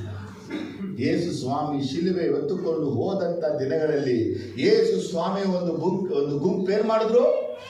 ಹೊಗಳಿದ್ರು. ಇನ್ನೊಂದು ಗುಂಪು ಕಣ್ಣೀರು ಸುರಿಸಿದ್ರು, ಇನ್ನೊಂದು ಗುಂಪು ನಿಂದಿಸಿದ್ರು, ಇನ್ನೊಂದು ಗುಂಪು ಬಹಳ ಕೆಟ್ಟದಾಗಿ ಮಾತಾಡಿದ್ರು. ಯೇಸು 4 ಗುಂಪಲ್ಲಿ ಒಂದು ಗುಂಪು ಮಾತ್ರ ಮಾತಾಡ್ತಾನೆ, ಅಮ್ಮ ನನಗಾಗಿ ಅಳಬೇಡಿ, ನಿಮ್ಮ ಮಕ್ಕಳಿಗಾಗಿ ಅಳಬೇಡಿ. ನಾವು ಎಲ್ಲ ಗುಂಪಲ್ಲಿ ಬಿಟ್ಬಿಟ್ಟು ಶಿಲುಬೆನೂ ಬಿಟ್ಬಿಟ್ಟು ಮತ್ತೆ ಎಲ್ಲಿ ಬಂದು ಅಲ್ಲಿಗೇನೆ ಓಡಲ್ವಾ? ನನ್ನ ಮಾತು ಅರ್ಥ ಆಗ್ತಾ ಇದೆಯಾ? ನಮ್ಮನ್ನ ಎನ್ಕರೇಜ್ ಮಾಡೋರು ಯಾರು ಇರಲ್ಲ. ನಮ್ಮನ್ನ ಎನ್ಕರೇಜ್ ಮಾಡುವಂತ ಯಾವ ಮನುಷ್ಯನೂ ಇರೋದಿಲ್ಲ. ನಮ್ಮನ್ನ ಎನ್ಕರೇಜ್ ಮಾಡುವಂತ ಯಾವ ಸೇವಕರು ಇರೋದಿಲ್ಲ. ನಮ್ಮ ಜೀವನದ ಎಲ್ಲಾ ಹಾದಿಗಳಲ್ಲಿ ನಮ್ಮನ್ನ ಡಿಸ್ಕರೇಜ್ ಮಾಡುವಂತವರು ಇರ್ತಾರೆ. ದೊಡ್ಡ ಗೋಲಿಯಾತ್ರನ ಹೊಡಿಬೇಕಾದಂತ ಸಂಭವ, ಅವನ ಮೇಲೆ ಜಯವನ್ನ ಹೊಂದಿಕೊಳ್ಳಬೇಕಾದಂತ ಪರಿಸ್ಥಿತಿ, ಆ ಸಮಯಗಳಲ್ಲಿ ನಡೆದಂತ ಸಂಭವ ಏನು? ದಾವಿದ ಹೇಳ್ತಾನೆ, ನಾನು ಹೋಗಿ ಅವನ ಹೊಡೆದ್ಬಿಟ್ಟು ಬರ್ತೀನಿ ಅಂದಾಗ ಸೌಲ ಅವನಿಗೆ ತನ್ನ ಒಂದು ಸ್ಥಿರಸ್ಥಾನವನ್ನ, ತನ್ನ ಒಂದು ಆರ್ಮರ್ ಆಫ್ ಗಾಡ್ ಅನ್ನ ಅವನು ಕೊಡ್ತಾ ಇದ್ದಾನೆ. ಅವನ ಹೈಟ್ ಏನು, ಇವನ ಹೈಟ್ ಏನು, ಅವನ ಬಾಡಿ ಏನು, ಇವನ ಬಾಡಿ ಏನು, ಅದನ್ನ ಕೊಟ್ಬಿಟ್ಟು ಇದು ಹಾಕೊಂಡೋಗಿ ಯುದ್ಧ ಮಾಡು ಅಂತಾನೆ. ಆದ್ರೂ ದಾವಿದ ಒಬ್ಬ ಮುಟ್ಟಾಳ, ಚಿಕ್ಕ ಹುಡುಗ, ಜ್ಞಾನ ಕಡಿಮೆ, ಹಾಕಿ ನೋಡ್ಬಿಟ್ಟು ನಂಗೆ ಸೆಟ್ ಆಗಲ್ಲ ಅಂತ ಹೇಳಿದ್. ನನಗೆ ನೋಡ್ದಾಗ ಅರ್ಥ ಆಗಬೇಕಾಗಿತ್ತು, ಗೋಲಿಯಾತಿಗೆ ಇವನು ಭಯ ಪಡ್ತಾ ಇಲ್ಲ, ಆದರೆ ಸೌಲ್ ಇವನಿಗೆ ಭಯಪಡಿಸುವಂತ ಪ್ರಯೋಗವನ್ನ ಮಾಡ್ತಾ ಇದ್ದಾನೆ. ಸೌಲ್ ಅವನ ಡಿಸ್ಕರೇಜ್ ಮಾಡ್ತಾ ಇದ್ದಾನೆ. ನನ್ನ ವೆಪನ್ಸ್ ತಗೊಂಡು ಯೂಸ್ ಮಾಡ್ಬಿಟ್ಟು ಆಮೇಲೆ ಜಯವನ್ನ ಹೊಂದಿಕೊ ಅಂತ. ಆದರೆ ಇವನಿಗೆ ಅದು ಹಾಕೊಂಡ್ರೆ ಏನಾಗ್ತದೆ? ಲೂಸ್ ಫಿಟ್ಟಿಂಗ್ ಅಲ್ಲಿ. ದೇವ್ರ ಮಕ್ಕಳೇ, ನಿಮ್ಮ ಮನೆ, ನಿಮ್ಮ ಕುಟುಂಬ, ನೀವು ಮಾಡುವ ದೇವರ ಕಾರ್ಯಗಳಲ್ಲಿ ಸೈತಾನ ನಿಮ್ಮನ್ನ ಡಿಸ್ಕರೇಜ್ ಮಾಡ್ತಾನೆ. ಆಗ ಆಯಾಸಗೊಳ್ಬೇಡಿ, ಆಗ ಸೋತು ಹೋಗ್ಬೇಡಿ, ಆಗ ಖಿನ್ನವಾಗಬೇಡಿ, ಆಗ ಬಲಹೀನರಾಗಬೇಡಿ. ದೇವರಲ್ಲಿ ಬಹಳ ನಂಬಿಕೆನೇ ಇಟ್ಟಿವಿ. ಅದೇನಂದ್ರೆ ನನ್ನ ದೇವರು ನನ್ನ ಜೊತೆ. ಆಮೇಲೆ ಅಲ್ಲೇಲೂಯಾ, ಅಲ್ಲೇಲೂಯಾ. ನೋಡಿ, ಎಲಿಯನ ಜೀವನವನ್ನು ನಾವು ನೋಡ್ತೀವಿ. ಎಲಿಯ ಡಿಸ್ಕರೇಜ್ ಆಗ್ತಾನೆ. ಎಲಿಯ ಹೇಳ್ತಾನೆ, ಯೆಹೋವನೇ ದೇವರೇ, ನಾನು ಸಾಬೀತು ಮಾಡ್ತೀನಿ. ಕರ್ಮೇಲ್ ಬೆಟ್ಟದಲ್ಲಿ ಜನಗಳೆಲ್ಲ ಕೂರಿಸ್ತಾರೆ, ಅಲ್ಲಿ ಬಲಿ ಅರ್ಪಿಸಲಾಗುತ್ತೆ. ದೇವರು ಬೆಂಕಿಯಿಂದ ಅಲ್ಲಿ ಉತ್ತರವನ್ನ ಕೊಡ್ತಾನೆ. ಜನ ಎಲ್ಲ ಹೇಳ್ತಾರೆ, ಎಲಿಯನ್ನ ದೇವರೇ ನಮ್ಮ ದೇವರು. 19ನೇ ಚಾಪ್ಟರ್ ಇರುತ್ತೆ. ಇಸಬೇಲ್ ಫೋನ್ ಮಾಡಿ ಹೇಳ್ತಾರೆ, ಎಲಿಯಾ, ನಾಳೆ ಇಷ್ಟೊತ್ತಿಗೆ ನಿನ್ನ ಪ್ರಾಣ ನಾನು ತೆಗಿತೀನಿ. ಒಬ್ಬ ಜಯ ಹೊಂದಿದಂತ ಜಯಶಾಲಿ ನಿನ್ನೆ ತಾನೇ ಜಯ ಹೊಂದಿದ್ದಾನೆ, ಆದರೆ ಇವಾಗ ಮಧ್ಯಾಹ್ನ ಜಯ ಹೊಂದಿದ್ದಾನೆ. ಸಾಯಂಕಾಲ ಬಂದಂತ ಒಂದು ಮೆಸೇಜ್ ಅವನ ಬಲಹೀನ ಪಡಿಸ್ಬಿಟ್ಟು ಅವನು ಬೇರ್ಷೆಬದ ಅಡವಿಗೆ ಓಡಿ ಜಾಲಿ ಮರದ ಕೆಳಗೆ ಕುಳಿತು ದೇವರ ಬಳಿ ಮರಣವನ್ನ ಕೇಳ್ತಾನೆ. ದೇವರ ಮಕ್ಕಳು ಲೋಕದವರ ಮುಂದೆ ಜಯಶಾಲಿಗಳಾಗಿರ್ತಾರೆ. ದೇವರ ಮಕ್ಕಳು ಸಭೆ ಮುಂದೆ ಜಯಶಾಲಿಗಳಾಗಿರ್ತಾರೆ. ದೇವರ ಮಕ್ಕಳು ಕುಟುಂಬದ ಮುಂದೆ ಜಯಶಾಲಿಗಳಾಗಿರ್ತಾರೆ. ಅದರ ವೈಯಕ್ತಿಕ ಜೀವನ ನೋಡಿದ್ರೆ ಡಿಸ್ಕರೇಜ್ ಆಗಿಬಿಟ್ಟಿರ್ತಾರೆ. ಈಗ ನನ್ನ ದೊಡ್ಡ ಪ್ರಶ್ನೆ ಅಂದ್ರೆ, ಇಸ್ರೇಲ್ ಜನರೆಲ್ಲರಿಗೂ ಯೆಹೋವನೇ ದೇವರೆಂಬುದಾಗಿ ಎಲಿಯ ನಿರೂಪಣೆ ಮಾಡಿದ್ರುವೆ 19ನೇ ಚಾಪ್ಟರ್ ಮಾತಾಡುತ್ತೆ, ಅವನು ಸಂಪೂರ್ಣವಾಗಿ ಸೈತಾನನ ವಂಚನೆಗೆ ಒಳಗಾಗಿದ್ದ. ಅರ್ಥ ಆದ್ರೆ ಅಲ್ಲೇಲುಯಾ, ಅಲ್ಲೇಲುಯಾ. ನೆನ್ನೆ ಜಯಿಸ್ಬಿಟ್ಟೆ ಅನ್ನೋದನ್ನ ಮುಂದೆ ಇಟ್ಟುಕೊಂಡು ನಾವು ಇವತ್ತು ನಡೆಯುವಂತ ಸೈತಾನ ತಂತ್ರಗಳಿಗೆ ನಾವು ಸೋತು ಹೋಗಬಾರ್ದು. ನೆನ್ನೆ ಗೆದ್ದ ಹಾಗೆ ಇವತ್ತು ಗೆಲ್ಲಬೇಕು, ಇವತ್ತು ಗೆದ್ದ ಹಾಗೆ ನಾಳೆ ಗೆಲ್ಲಬೇಕು. ಸೈತಾನ ಬರುವಂತ ಲೋಕ, ಆ ಲೋಕವು ಶರೀರದಾಸೆಯು, ಕಣ್ಣಿನ ಆಸೆಯು, ಬದುಕು, ಬಲ, ಡಂಬಚ್ಚರನ್ನ ಪ್ರತಿದಿನ ನಾವು ಜಯಿಸಲೇಬೇಕು. ಆಮೇಲೆ ಬರ್ತಾ ಇಲ್ಲ ನೋಡಿ. ಆಮೇಲೆ ಅಲ್ಲೇಲುಯಾ, ಆಮೇಲೆ ಅಲ್ಲೇಲುಯಾ. ಅಪೊಸ್ತಲರ ಜೀವನದಲ್ಲಿವೆ ಇಂಥ ಡಿಸ್ಕರೇಜ್ಗಳು ಬಂತು. ಅಪೊಸ್ತಲರ ಜೀವನದಲ್ಲಿ ಬಂದಿದ್ದಾರೆ, ರಬ್ಬಿಗಳು ಬಂದು ನಿಂತ್ಬಿಟ್ಟಿದ್ರು ಅವ್ರ ಜೀವನದಲ್ಲಿ. ಅಪೊಸ್ತಲರ ಅನ್ಯ ಜನ ಬಂದು ನಿಂತು ಬಿಟ್ಟಿದ್ರು. ತತ್ವಗಳನ್ನ ಸಾರುವಂತ ತತ್ವ ಶಾಸ್ತ್ರಿಗಳು ಬಂದು ನಿಂತಿದ್ರು. ಇವುಗಳೆಲ್ಲ ಅಪೊಸ್ತಲರಿಗೆ ಡಿಸ್ಕರೇಜ್ ಮಾಡುವಂತ ವಿಷಯಗಳು. ಅವರೇನು ವಿದ್ಯಾಭ್ಯಾಸ ಇಲ್ಲದೆ ಇರೋರು, ಬೆಸ್ತರುಗಳು, ಯೇಸುವಿನ ಜೊತೆ ಇದ್ದವರು. ನಿಮ್ಮನ್ನ ಯಾರೇ ನೋಡಿ, ನಿಮ್ಮ ಕುಲ ನೋಡಿ, ನಿಮ್ಮ ಬಟ್ಟೆ ನೋಡಿ, ನಿಮ್ಮ ಸಮೂಹ ನೋಡಿ, ನಿಮ್ಮ ಮನೆ ನೋಡಿ, ನಿಮ್ಮನ್ನ ಮಾತಾಡುವಾಗ ಡಿಸ್ಕರೇಜ್ ಆಗಬೇಡಿ. ದೇವರು ಕರೆದಿದ್ದಾನೆ ಗಣನೆಗೆ ಬಾರದವರನ್ನ ಗಣ್ಯರಾಗಿ ಮಾಡಕ್ಕಾಗಿ. ಎಲ್ಲೆಲ್ಲಿಯ ಬರಬೇಕು. ಇವತ್ತು ಸೈತಾನ ನಿಮ್ಮನ್ನ ಡಿಸ್ಕರೇಜ್ ಹೆಂಗ್ ಮಾಡ್ತಾನೆ? ನಿಮ್ಮ ಬ್ಯಾಕ್ ಗ್ರೌಂಡ್ ಮಾತಾಡ್ತಾನೆ, ನಿಮ್ ಫ್ಯಾಮಿಲಿ ವಿಷಯ ಮಾತಾಡ್ತಾನೆ, ಎಜುಕೇಶನ್ ವಿಷಯ ಮಾತಾಡ್ತಾನೆ, ನಿಮ್ ಬಟ್ಟೆ ವಿಷಯ ಮಾತಾಡ್ತಾನೆ, ನಿಮ್ಮ ಜ್ಞಾನ ವಿಷಯ ಮಾತಾಡ್ತಾನೆ, ನೀವು ಮಾಡುವ ಕೆಲಸ ವಿಷಯನ ಮಾತಾಡ್ತಾನೆ. ಆದ್ರೆ ನೀವು ಅವೆಲ್ಲವನ್ನ ಮರೆತು ಬಿಟ್ಟು ಒಂದನ್ನ ಮಾತ್ರ ತಿಳಿದಿರ್ಬೇಕು. ನಾನು ಶಿಲುಬೆ ಹೊತ್ಕೊಂಡಿದ್ದೀನಿ, ನಾ ಗೋಡೆ ಕಟ್ತಾ ಇದ್ದೀನಿ, ನಾ ಬಾಗಿಲು ಇಡ್ತಾ ಇದ್ದೀನಿ, ನಾ ಬುರುಜ್ ಕಟ್ತಾ ಇದ್ದೀನಿ. ಆ ಕೆಲಸ ಮುಗಿಯೋ ತನಕ ತಿರುಗಿ ನೋಡೋದೇ ಇಲ್ಲ. ದೇವ್ರ ಮಕ್ಕಳಲ್ಲಿ ವೈರಾಗ್ಯ ಬರಬೇಕು. ದೇವ್ರ ಮಕ್ಕಳಲ್ಲಿ ಭಯಂಕರ ವೈರಾಗ್ಯ ಬರಬೇಕು. ಎಂಥ ಪರಿಸ್ಥಿತಿಗಳಲ್ಲೂ, ಎಂಥ ವೇಳೆಯಲ್ಲೂ, ಎಂಥ ವಸ್ತುವೇ ಡಿಸ್ಕರೇಜ್ ಆಗಲೇಬಾರ್ದು, ನಿರುತ್ಸಾಹಕ್ಕೆ ಒಳಗಾಗಲೇಬಾರ್ದು. ನನ್ನಿಂದ ಆಗಲ್ಲ, ನಾನು ಮಾಡಲ್ಲ, ನಾನು ಹೋಗಲ್ಲ, ನನಗೆ ಹಂಗೆ ಹೇಳ್ತಾರೆ, ನನಗೆ ಹಿಂಗೆ ಹೇಳ್ತಾರೆ, ಅವ್ರು ಅದನ್ನ ಮಾತಾಡ್ತಾರೆ, ಇದನ್ನ ಮಾಡ್ತಾರೆ, ನನ್ನ ತಪ್ಪನ್ನ ಮಾತಾಡ್ತಾರೆ, ನನ್ನ ಬಗ್ಗೆ ಹಿಂಗೆಲ್ಲ ಮಾತಾಡ್ತಾರೆ. ನಿನ್ ಬಗ್ಗೆ ಯಾರು ಏನ್ ಮಾತಾಡ್ತಾ ಇದ್ದಾರೋ ಅದೆಲ್ಲ ಏನ್ ಸ್ವಾಮಿ ಗೊತ್ತು. ನಿನ್ನ ಕರೆದ ದೇವರು ನಂಬಿಗಸ್ತನು, ಕಡೆ ತನಕ ಕೈ ಬಿಡೋನೆ ಅಲ್ಲ. ಈ ಸೇವೆಗೆ ಬಂದ ಕೆಲವೇ ವರ್ಷನೇ, 1 ವರ್ಷ 2 ವರ್ಷ 3 ವರ್ಷ ಅನ್ಸುತ್ತೆ, ಅವಾಗ ಸ್ಟಾರ್ಟ್ ಆಯ್ತು ನನ್ನ ಜೀವನದಲ್ಲಿ. ಇವನ್ ಸರಿ ಇಲ್ಲ, ಇನ್ ಬೋಧನೆ ಸರಿ ಇಲ್ಲ, ಇನ್ ನಡತೆ ಸರಿ ಇಲ್ಲ, ಇನ್ ಗುಣ ಸರಿ ಇಲ್ಲ, ಇಲ್ಲಿ ತನಕ ನನ್ನ ಬಗ್ಗೆ ಮಾತಾಡ್ಕೊಂಡೇ ಬರ್ತಾ ಇದ್ದಾರೆ.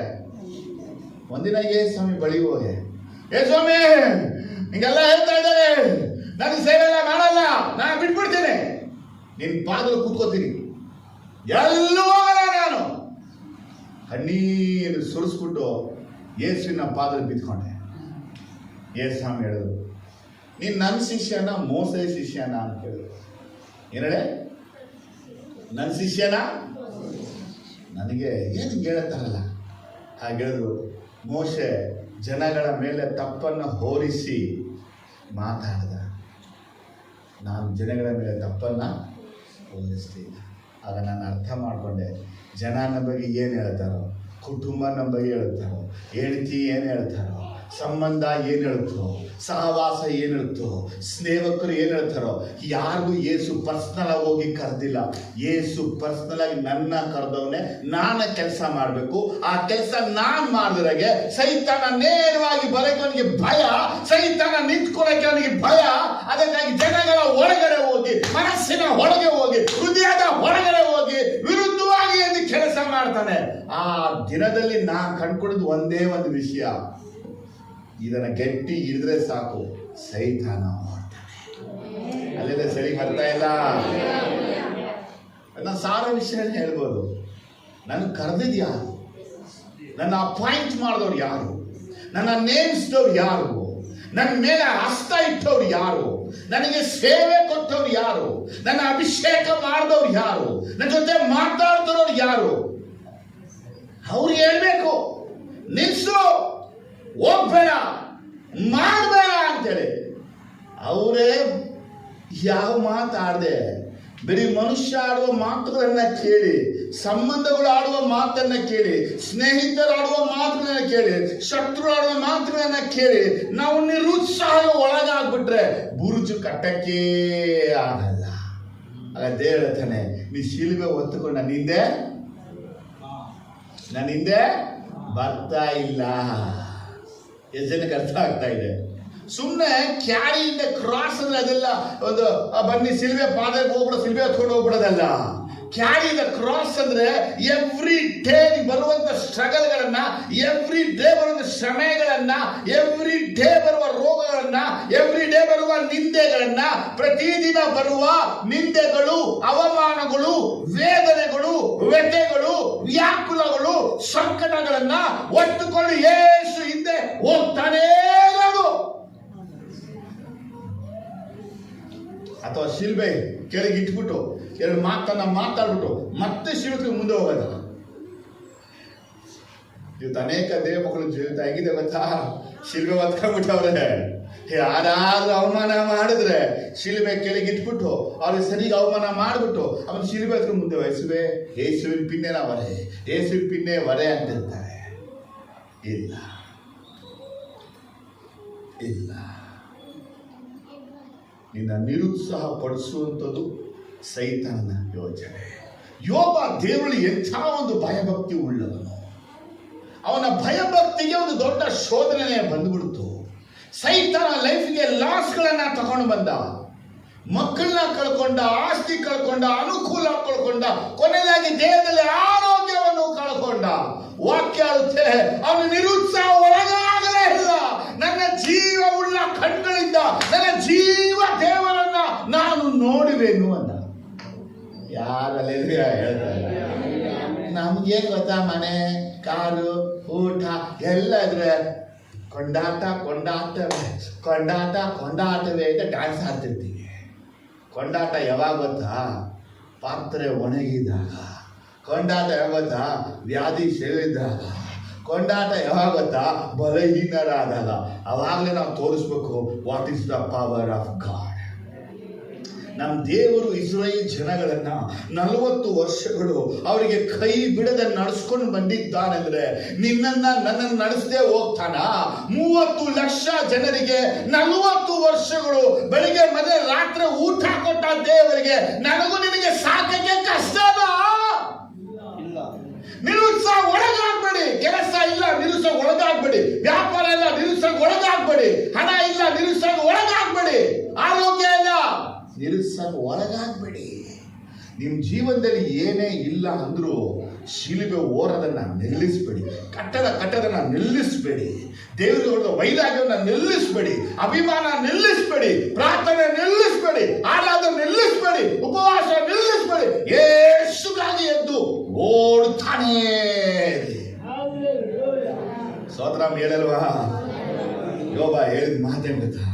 ನನ್ನ ದೇವರನ್ನ ನನ್ನ ಕಣ್ಗಳಿಂದಲೇ ನೋಡುವೆನು, ನನ್ನ ವಿಮೋಚಕನನ್ನ ನನ್ನ ಕಣ್ಗಳಿಂದಲೇ ಕಾಣುವೆನು. ಒಂದು ವೇಳೆ ನನ್ನ ಸತ್ತು ಹೋದ್ರುವೆ ನಾನು ಕಾಣುವೆನು ಅಂತ ಹೇಳ್ತಾನೆ. ನಾವೇಗಿದ್ದೀವಿ ಗೊತ್ತಾ? ಬಲಹೀನ ಬ್ರದರ್, ಆಗ್ತಾ ಇಲ್ಲ ಬ್ರದರ್, ಬಿಟ್ಬಿಡ್ತೀನಿ. ಯಾಕ್ರಿ ಪ್ರೇಯರ್ ಬರಲಿಲ್ಲ? ಆಗ್ತಾ ಇಲ್ಲ ಬ್ರದರ್, ವ್ಯಾಪಾರ ಇಲ್ಲ ಬ್ರದರ್, ಕಾಸಿಲ್ಲ ಬ್ರದರ್, ಅದಿಲ್ಲ ಬ್ರದರ್, ಇದಿಲ್ಲ ಬ್ರದರ್. ತಿಳ್ಕೊಳ್ಳಿ, ಇವೆಲ್ಲವನ್ನ ದೇವರು ಮಾಡ್ತಾ ಇಲ್ಲ. ಇದೆಲ್ಲ ಸೈತಾನ ಮಾಡ್ತಾ ಇದ್ದಾನೆ.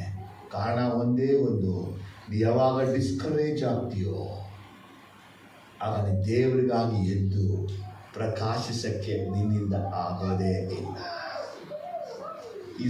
ಈ ಯಹೂದಿ ಜನಗಳು ಹೇಳಿದಂತೆ, ಧೂಳಿನ ರಾಶಿ ವಿಪರೀತವಾಗಿದೆ, ಗೋಡೆಯನ್ನು ಕಟ್ಟುವುದು ನಮ್ಮಿಂದ ಆಗುವುದಿಲ್ಲ. ಏನಂದ್ರು? ಧೂಳಿನ ರಾಶಿ ತುಂಬ ಇದೆ, ಗೋಡೆ ಕಟ್ಟಕ್ಕೆ ನಮ್ಮಿಂದ ಆಗೋದೇ ಇಲ್ಲ. ಈ ಬಾಯಲ್ಲಿ ಬರುವಂತ ಮಾತು ಯಾರ್ದು ಗೊತ್ತಾ? ಸೈತಾನನ ಮಾತು. ಯೇಸುಸ್ವಾಮಿ ಹೇಳಿದ ಮಾತೇನು? ನಿಮ್ಮ ಕೈಯಿಂದ ಎಲ್ಲವೂ ಆಗುವುದು. ಹೇಳಿ, ನಿಮ್ಮ ಕೈಗಳಿಂದ ಎಲ್ಲವೂ ಆಗುವುದು. ಅದೇ ಯೇಸು ಹೇಳ್ತಾನೆ, ಇಟ್ ಇಸ್ ಇಂಪಾಸಿಬಲ್ ಮನುಷ್ಯರಿಗೆ, ಇಟ್ ಇಸ್ ಪಾಸಿಬಲ್ ದೇವರ ಮಕ್ಕಳಿಗೆ. ದೇವರಿಗೆ ಅಸಾಧ್ಯವಾದ ಯಾವುದೂ ಇಲ್ಲ, ಹಾಗೆ ದೇವರ ಮಕ್ಕಳಿಗೂ ಅಸಾಧ್ಯ ಯಾವುದೂ ಇಲ್ಲ.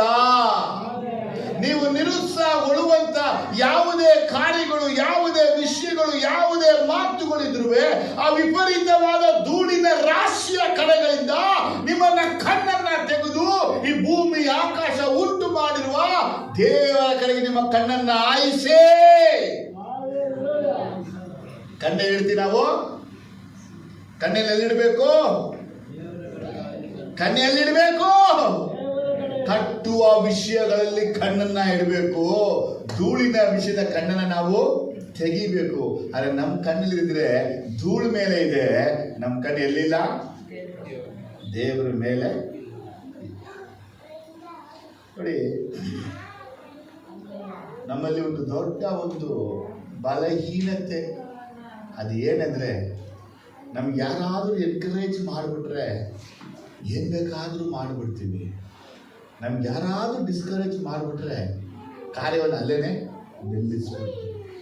ಇದಕ್ಕೆ ಕಾರಣ ಏನು ಗೊತ್ತಾ? ಈ ವಾಕ್ಯಗಳು ನಮಗೆ ಗೊತ್ತಿಲ್ಲ ಎಂಬುದಾಗಿ. ಎಲ್ಲರ ಬಳಿನೂ ಯೇಸುಸ್ವಾಮಿ ನೇರವಾಗಿ ಬಂದು ಮಾತಾಡಲ್ಲ. ಎಲ್ಲರ ಬಳಿನೂ ಯೇಸುಸ್ವಾಮಿ ಮಾತಾಡೋಕ್ಕಾಗಿಯೇ ತನ್ನ ವಾಕ್ಯಗಳನ್ನು ಕೊಟ್ಟಿಟ್ಟಿದ್ದಾನೆ.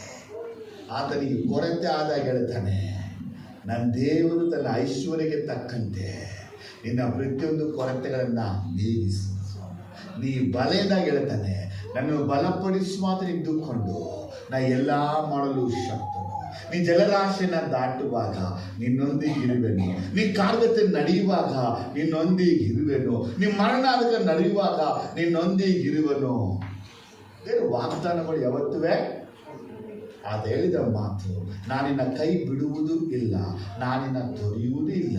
ಯುಗದ ಸಮಾಪ್ತಿವರೆಗೂ ಎಲ್ಲ ದಿವಸ ನಾನೇ ನಿಮ್ಮ ಸಂಗಡ ಇರುವೆನು. ನೆನ್ನೆ ಇದ್ದ ಹಾಗೆ ಇವತ್ತಿರುವನು, ಇವತ್ತಿರುವಾಗ ನಾಳೆ ಇರುವೆನು, ನಾಳೆ ಇರುವಾಗ ನಿರಂತರವೂ ಇರುವೆನು. ಅದೇ ಯೇಸುಳಿದು ಸತ್ತವನಾಗಿದ್ದೇನೆ, ಇವ ನಾನು ಜೀವಂತನಾಗಿದ್ದೇನೆ, ಯುಗಾಯುಗಾಂತರಗಳಿಗೂ ಜೀವಿಸುವವನಾಗಿದ್ದೇನೆ. ಆ ಯೇಸುವಿನ ಮೇಲೆ ನಿಮ್ಮ ಕಣ್ಣುಗಳನ್ನು ಇಟ್ಟು ಆಕಾಶದಲ್ಲಿ ಎಷ್ಟು ಮೋಡಗಳಿದೆಯೋ ಅಂತ ನಂಬಿಕೆಯುಳ್ಳ ಜನರನ್ನು ನೋಡಿ ನಮ್ಮ ಓಟವನ್ನು ಓಡಿ ಕಡೆಗಣಿಸಬೇಕಾಗಿದೆ. ನಾವು ಮಾಡ್ತಿರುವಂಥ ತಪ್ಪೇನಪ್ಪ ಅಂದರೆ, ನಮ್ಮ ಮುಂದೆ ಯೇಸು ಇಟ್ಕೊಳ್ಳಲ್ಲ, ನಮ್ಮ ಮನಸ್ಸಲ್ಲಿ ಯೇಸು ಇಟ್ಕೊಳ್ಳಲ್ಲ, ನಮ್ಮ ಹೃದಯದಲ್ಲಿ ಯೇಸು ಇಟ್ಕೊಳ್ಳಲ್ಲ. ಬದಲಾಗಿ ಎಲ್ಲ ಮಾತು, ಎಲ್ಲ ವಿಷಯನ ತಲೆ ಇಟ್ಕೊಂಡು ಯೇಸುವಿಗಾಗಿ ಮುಂದೆ ಹೋಗ್ತಾ ಇಲ್ಲ. ಆದರೆ ಇವತ್ತು ನಡೆಯುವಂಥ ಸತ್ಯ ಇಷ್ಟೇ, ಅದು ಧೂಳಿನ ರಾಶಿ ಆಗಲಿ, ಅದು ಒಡೆದು ಹೋದ ಕಲ್ಲುಗಳಾಗಲಿ, ಅದು ಚೂರುಗಳಾದ ಗಾರೆಗಳಾಗಲಿ, ಅದು ಸುಟ್ಟು ಹೋದ ಬೂದಿಗಳೇ ಆಗಿರ್ಬೋದು, ಇವುಗಳನ್ನೆಲ್ಲ ನಿನ್ನ ಕಣ್ಣಲ್ಲಿ ಇಡದೆ ನಿನ್ನ ಕಣ್ಣುಗಳು ಕಟ್ಟಡ ಕಟ್ಟುವ ವಿಷಯದಲ್ಲಿ ಮಾತ್ರ ಇರಬೇಕು. ಸ್ತೋತ್ರ. ಚೆನ್ನಾಗಿಲ್ಲ? ಆಮೇಲೆ ಅಲ್ಲೇಲೂಯಾ, ಆಮೇಲೆ ಅಲ್ಲೇಲೂಯಾ, ಆಮೇಲೆ ಅಲ್ಲೇಲೂಯಾ, ಆಮೇಲೆ ಅಲ್ಲೇಲೂಯಾ, ಆಮೇಲೆ ಅಲ್ಲೇಲೂಯಾ. ನಮ್ಮನ್ನ ದೇವರು ಯಾಕೆ ಕರೆದರು? ದೇವರು ನಮ್ಮನ್ನ ಯಾಕೆ ಕರೆದರು? ಯೆರೂಸಲೇಮಿನ ಪೌಳಿಗೋಡೆ ಕಟ್ಟೆ. ದೇವ್ರು ನಮ್ಮನ್ನ ಯಾಕೆ ಕಟ್ಟಿದನು? ಸಭೆನ ಕಟ್ಟಕ್ಕೆ. ದೇವ್ರು ನಮ್ಮನ್ನ ಯಾಕೆ ಕಟ್ಟನು? ನಿಮ್ಮನ್ನ ಕಟ್ಟಕ್ಕಾಗಿ ಕರೆದಿದ್ದಾನೆ, ನಿಮ್ಮನ್ನ ಕೆಡವಕ್ಕಾಗಿಲ್ಲ. ರೋಮನ್ಗೆ ಹೇಳ್ತಾರೆ, ನಾನು ಹೇಳ್ತಿರೋದನ್ನ ಕಟ್ಟಂದ್ರೆ ಕಟ್ಟಬೇಕು, ಕೆಡವಂದ್ರೆ ಕೆಡಬೇಕು, ನಿಲ್ಲಂದ್ರೆ ನಿಲ್ಲಿಸ್ಬೇಕು, ಅದಕ್ಕಾಗಿ ನನ್ನನ್ನು ಕರೆದಿದ್ದೆ ಅಂತ ಹೇಳಿದ್ದಾನೆ. ನಮ್ಮೆಲ್ಲರನ್ನ ಏಸಪ್ಪ ಕಟ್ಟಕ್ಕಾಗಿ ಕರೆದಿದ್ದಾನೆ. ಕಟ್ಟಕ್ಕಾಗಿರುವಂಥ ನಾವು ಧೂಳು ರಾಶಿಗಳನ್ನು ನೋಡಿದ್ರೆ ಯಾರ ಜೀವನವನ್ನು ಕಟ್ಟಕ್ಕೆ ಆಗಲ್ಲ. ನಮ್ಮ ಮಾತಿಂದ ಅರ್ಥ ಆಯ್ತಲ್ಲ? ಅವನೊಬ್ಬ ಕೆಟ್ಟವನು, ಅವನೊಬ್ಬ ಪಾಪಿ, ಅವನೊಬ್ಬ ದುರಾಚಾರಿ, ಅವನೊಬ್ಬ ಅಶುದ್ಧ, ಅವನು ಇವನು ಅವನು ತನ್ನ ನೋಡಿ ಅವನ ಎಲ್ಲವನ್ನ ನೋಡ್ತಾ ಕೂತ್ಕೊಂಡಿದ್ರೆ ಅವನನ್ನು ದೇವರಲ್ಲಿ ಕಟ್ಟಕ್ಕೆ ನಮ್ಮಿಂದ ಆಗೋದೇ ಇಲ್ಲ. ಆದರೆ ಅವನ್ನ ಕಟ್ಟಬೇಕು ಅಂತ ನಮ್ಮ ಮನಸ್ಸು ಮಾಡಿಬಿಟ್ರೆ, ಅವನ್ನ ಕಟ್ಟಬೇಕು ಅಂತ ನಮ್ಮ ಮನಸ್ಸು ಬಂದುಬಿಟ್ರೆ ನೋಡಿ, ಅವನೊಳಗಿಂದ ಯಾವುದನ್ನು ನಾವು ನೋಡೋದೇ ಇಲ್ಲ. ಮಾತಿಂದ ಅರ್ಥ ಆಗ್ತಾ ಇದೆಯಾ? ಸೋತ ಎಲ್ಲ ಬಲಗೆತ್ತಿ ಆಮೇಲೆ ಅಂತೇಳಿ ಸ್ತೋತ್ರ. ಆಮೇಲೆ ಎಲ್ಲ ಬಲಗೆತ್ತಿ ಎಲ್ಲ ಶಬ್ದವಾಗಿ ಅಲ್ಲೇಲೂಯಾ, ಅಲ್ಲೇಲೂಯಾ, ಅಲ್ಲೇಲೂಯಾ, ಅಲ್ಲೇಲೂಯಾ. ಆದರೆ ನಮ್ಮ ಒಂದು ಸೈತಾನನ ಕ್ರಿಯೆ, ಸ್ತುತಿಸುವ ಮನುಷ್ಯರು ಸೋತು ಹೋಗ್ತಾರೆ ಬೇಗ, ಪ್ರಾರ್ಥಿಸುವಂಥವ್ರು ಬೇಗ ಸೋತು ಹೋಗ್ತಾರೆ, ಆರಾಧನೆ ಮಾಡೋರು ಬೇಗ ಸೋತು ಹೋಗ್ತಾರೆ, ಜಪವೀರಗಳು ಬೇಗ ಸೋತು ಹೋಗ್ತಾರೆ, ನಂಬಿಕೆಯವರು ಬೇಗನೆ ಬಿದ್ದು ಹೋಗ್ತಾರೆ. ಆದರೆ ದೇವರ ಮಕ್ಕಳು ತಿಳ್ಕೋಬೇಕು, ನಾನು ಪ್ರಾರ್ಥಿಸೋದು, ಬೈಬಲ್ ಓದೋದು, ಆರಾಧೋದು, ಉಪವಾಸ ಮಾಡೋದಕ್ಕಿಂತ ದೊಡ್ಡ ವಿಷಯ ದೇವರ ವಾಕ್ಯದಿಂದ ನಾನು ನನ್ನನ್ನು ಬಲಪಡಿಸಿಕೊಳ್ಳಬೇಕು. ದಾವೀದನಿಗೆ ಇಕ್ಕಟ್ಟಿನ ಪರಿಸ್ಥಿತಿ ಬರುತ್ತೆ. ಅದೇ 13ನೇ ಕೀರ್ತನೆ ಬಯಲ್ಪಟ್ಟಿದ್ದು. 13ನೇ ಕೀರ್ತನೆಯಲ್ಲಿ ಅವನು ತನ್ನ ದೇವರಲ್ಲಿ ಬಲಪಡಿಸಿಕೊಳ್ತಾನೆ. ಅವನಿಗೆ ಪರ್ಸಿಕ್ಯೂಷನ್, ಹಿಂಸೆ ಎರಡುವೇ ಬರುತ್ತೆ. ಆ ಹಿಂಸೆ ಅವನ ಜೀವನದಲ್ಲಿ ಸಫರಿಂಗನ್ನು ಬರುವಾಗ ತನ್ನ ದೇವರಲ್ಲಿ ಅವನು ತನ್ನನ್ನು ಬಲಪಡಿಸಿಕೊಂಡ. ಹಾಗೆ ಅವನ ಹಿಂದೆ ಕಾಲ 30ನೇ ಚಾಪ್ಟರ್ 1 ಸಾಮ್ಯನ ಓದುವಾಗ ಅವನು ಜಿಗ್ಲಾಕ್ಗೆ ಹೋದಾಗ ಅಲ್ಲಿ ಅವನ ಇಡೀ ಕುಟುಂಬವನ್ನು ಅವರು ಅಮಲೇಕ್ಯರು ಸೆರೆ ಇಟ್ಕೊಂಡು ಹೋಗ್ತಾರೆ. ಹೆಂಡಸರು ಮಾತ್ರ ಉಳ್ಕೊಂಡು ಆ ಎಲ್ಲ ಜನ ಹೇಳ್ತಾರೆ, ನೀ ಜೊತೆ ಬಂದೆ ನನ್ನ ಹೆಂಡತಿ ಮಕ್ಕಳೆಲ್ಲ ಹೋದ್ರು ಅಂತೇಳಿ ಅವನ್ನ ಕಲ್ಲು ಹೊಡೆದು ಸಾಯಿಸೋಕ್ಕೆ ಪ್ರಯತ್ನ ಪಡ್ತಾರೆ. ಅದು ವಾಕ್ಯತೆ, ಅವನು ತನ್ನ ದೇವರಲ್ಲಿ ವಾಕ್ಯಗಳಿಂದ ಬಲಪಡಿಸಿಕೊಂಡ. ಜ್ಞಾನಕ್ಕೆ ಹೇಳ್ತಾನೆ, ಇಕ್ಕಟ್ಟಿನ ದಿನಗಳಲ್ಲಿ ನಿನ್ನ ಬಲವು ಕುಂದಿ ಹೋದರೆ ನಾವೇನಾಗ್ತೀವಿ, ನನ್ನ ಬಲವೇ ಕುಂದಿ. ಅದಕ್ಕೆ ಇಕ್ಕಟ್ಟಲ್ಲಿ ಬಳಲಿ ಹೋಗಬಾರದು, ಬಲವನ್ನು ಕುಂದಿಸಿಕೊಳ್ಳಬಾರದು. ಯಾವ ಪರಿಸ್ಥಿತಿ, ಯಾವ ವೇಳೆ, ಯಾವ ಹೊತ್ತು, ಯಾವ ಗಳಿಗೆ, ಯಾವ ಸನ್ನಿವೇಶ ಇದ್ರೂ ನಾವು ನಮ್ಮ ವಾಕ್ಯಗಳಿಂದ ನಾವು ಬಲಪಡಿಸ್ಕೋಬೇಕು. ಯೇಸು ಸ್ವಾಮಿ ಮುಂದೆ ಒಂದು ಗೆತ್ಸೆಮನೆ ತೋಟದಲ್ಲಿ ಆತ ನೋಡ್ತೀವಿ, ಶಿಲುಬೆ ಆತ ಮುಂದೆ ಇದ್ರು, ಅಲ್ಲಿ ಪ್ರಾರ್ಥನೆ ಮಾಡಿ ತನ್ನನ್ನು ಬಲಪಡಿಸಿಕೊಂಡು ಆತ ನಂಬಿಕೆ ಬೆಳೆದಿಲ್ಲ. ಹಾಗೆ ನಿಮ್ಮ ಮುಂದೆ ಇರುವ ಹೋರಾಟ, ನಿಮ್ಮ ಮುಂದೆ ಇರುವಂಥ ಸವಾಲು, ನಿಮ್ಮ ಮುಂದೆ ಇರುವಂಥ ಜನ, ನಿಮ್ಮ ಮುಂದೆ ಇರುವಂಥ ಕಾರ್ಯ, ನಿಮ್ಮ ಮುಂದೆ ಇರುವಂಥ ಕಟ್ಟಡ, ಅದು ಎನಿಥಿಂಗ್ ಆಗಿರಲಿ, ನಿಮ್ಮನ್ನು ವಾಕ್ಯಗಳಿಂದ, ನಿಮ್ಮನ್ನು ಪ್ರಾರ್ಥನೆಗಳಿಂದ ಬಲಪಡಿಸಿಕೊಂಡಿದೆ. ಅದನ್ನು ಬಿಟ್ಟು ಯಾರಾದರೂ ಬಂದು ಬಲಪಡಿಸ್ತಾರ, ಯಾರಾದರೂ ಒಂದು ವಾಕ್ಯ ಕೊಡ್ತಾರ, ಯಾರಾದರೂ ಬರ್ತಾರಾ ಅಂತ ನೀವು ಹುಡುಕ್ತಾ ಕೂತ್ಕೊಂಡಿದ್ರೆ ಆ ಟೈಮಲ್ಲಿ ನಿಮ್ಮನ್ನು ಬಲಹೀನಪಡಿಸೋರೆ. ಒಂದು ವಿಷಯ ಗಮನಿಸ್ತೀನಿ, ಇವಾಗ ನಮ್ಮ ಮನೆಗಳಲ್ಲಿ, ಕುಟುಂಬಗಳಲ್ಲಿ ಯಾರಿಗೋ ಒಂದು ಅಸ್ವಸ್ಥತೆ ಇದೆ, ನಮ್ಮ ಹಳ್ಳಿಯಲ್ಲಿ ಒಂದು ಅಸ್ವಸ್ಥತೆ ಇದೆ. ಇಂಥವ್ರು ಅಮೇರಿಕ ದೇಶದಲ್ಲಿ ಇರುವಂಥವ್ರನ್ನ ನಾವು ನೋಡಿದ್ರೆ ಅಮೇರಿಕನ್ಸ್ ಹೇಳ್ತಾರೆ, ನೀನು ಬೇಗನೆ ಗುಣ ಆಗ್ಬಿಡ್ತೀಯ, ಒಂದು ಮಾತನ್ನು ಹೇಳಿಬಿಟ್ಟು ಬರ್ತಾರೆ. ಅದೇ ನಮ್ಮ ಪಡೆಯುವುದ್ರೆ ಇದೇ ರೀತಿ ಪಕ್ಕದಲ್ಲಿ ಆಗ್ಬಿಟ್ಟು ಸತ್ತೇ ಹೋಗ್ಬಿಟ್ಟ. ನಾವು ಹೇಳೋ ಮಾತು, ಅಮೇರಿಕಾಗೆ ಹೋದ್ರೆ, ಫಾರಿನ್ ಕಂಟ್ರಿಗೆ ಹೋದರೆ ಅವ್ನಿಗೆ ಏನೋ ಸೇರಿ ದೊಡ್ಡ ಸಮಸ್ಯೆ ಬಂದುಬಿಟ್ಟಿದ್ರೆ ಅವ್ನು ನೋಡಿ ಹೇಳ್ತಾರೆ, ಇವ್ರು ಸೂನ್ ವೆಲ್, ನೀವು ಬೇಗನೆ ಏನಾಗ್ಬಿಡ್ತೀಯಾ, ಚೆನ್ನಾಗೇ ಆಗ್ಬಿಡ್ತೆ ಅಂತ ಹೇಳ್ತಾನೆ.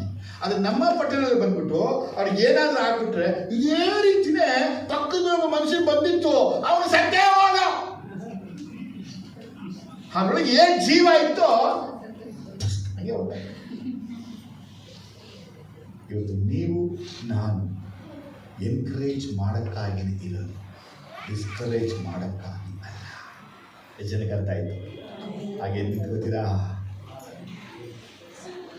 ಒಂದು ವಿಷಯ ಹೇಳಿ ಹಾಗೆ ನಾವು ಪ್ರಾರ್ಥಿಸಕ್ಕೆ ಹೋಗ್ತೇನೆ. ಎಲ್ಲ ಎದ್ದು ನಿಂತ್ಕೊಳ್ಳಿ, ನಿಮ್ಮ ಕೈಗಳನ್ನು ಮೇಲೆ ಎತ್ತಿಕೊಳ್ಳಿರಿ. ಜಸ್ಟ್ ಲಿಫ್ಟ್ ಅಪ್ ಯರ್ ಹ್ಯಾಂಡ್ಸ್. ನಿಮ್ಮನ್ನು ಸಮರ್ಪಣೆ ಮಾಡಿ,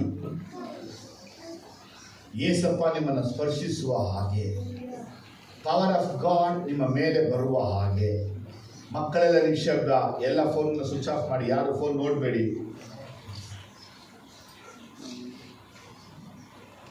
ನಮ್ಮಿಂದ ಆಗೋದು ಅಂತ ಅವ್ರು ಹೇಳ್ಬಿಟ್ರು. ಇವತ್ತು ನೀವು ಅದನ್ನು ಹೇಳ್ತಾ ಇದ್ದೀರಾ, ಇದನ್ನ ಮಾಡಲ್ಲ, ಅದನ್ನ ಮಾಡಲ್ಲ, ಇದಕ್ಕಾಗಿಲ್ಲ, ಅದಕ್ಕಾಗಿಲ್ಲ ಅಂತ ಹೇಳ್ತಾ ಇದ್ದೀರಾ. ಏ ಸ್ವಾಮಿ ನಿಮ್ಮನ್ನ ಮತ್ತೆ ಕರೀತಾ ಇದ್ದಾರೆ, ನನ್ನ ಮಗನೇ ನಾನು ನಿನ್ನ ಕೈ ಬಿಡಲ್ಲ. ಯಾವ ಉದ್ದೇಶಕ್ಕಾಗಿ ನಾನಿನ್ನ ಕರೆದಿದ್ದೇನೆ ಆ ಉದ್ದೇಶ ನಿನ್ನ ಮುಖಾಂತರ ನೆರವೇರಿಸಿ. ನನಗೆ 2 ವಿಷಯ ದೇವರ ಆತ್ಮ ನೆನಪಿಸ್ತಾ ಇದ್ದಾರೆ. ಒಂದು, ಆತ ಜಕರಿರ್ತಾನೆ, ಯಾವ ಕೈಗಳು ಅಸ್ಥಿವಾರವನ್ನು ಹಾಕಿತ್ತು ಅದೇ ಕೈಗಳು ಕಟ್ಟಡವನ್ನು ಕಟ್ಟಿ ತೀರಿಸು. ದಾವಿದ ಹೇಳ್ತಾನೆ, ನನ್ನ ದೇವರು ಬಾಯಲ್ಲಿ ನುಡಿದನ್ನು ಕೈಯಲ್ಲಿ ಮಾಡಿ ಮುಗಿಸಿದ್ದಾನೆ. Thank you spirit of God, thank you wonderful Jesus.